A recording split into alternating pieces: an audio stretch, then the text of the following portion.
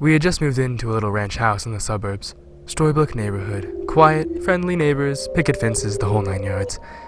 Suffice it to say, this was supposed to be a new start for me, a recently single dad and my 3-year-old son. A time to move on from the previous year's drama and stress. I viewed the thunderstorm as a metaphor for this fresh start.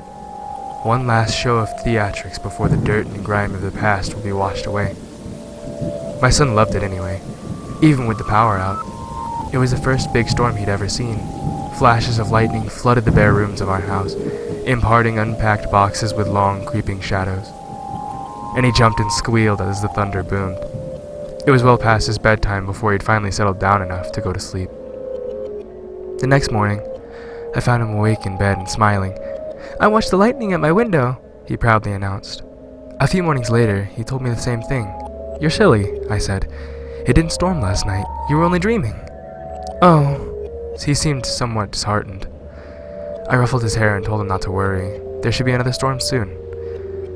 Then it became a pattern. He would tell me how he watched the lightning outside his window at least twice a week, despite there being no storms. Recurring dreams of that first memorable thunderstorm, I figured. It's easy to hate myself in hindsight. Everybody assures me there's nothing I could have done, no way I could have known. But I'm supposed to be the guardian of my child, and these are useless words of comfort. I constantly relived that morning.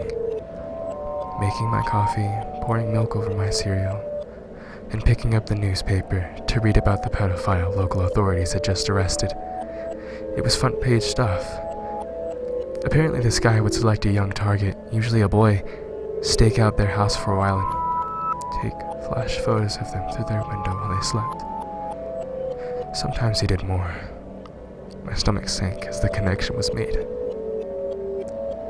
At the time, it was merely something from a child's imagination. In retrospect, it is the scariest thing I've ever heard. About a week before the predator was caught, my son came up to me in his pajamas.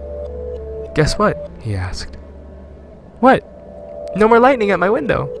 I played along. "Oh, that's nice. Had it finally died down, huh?" "No. Now it's in my closet." I've yet to see the photos police have collected.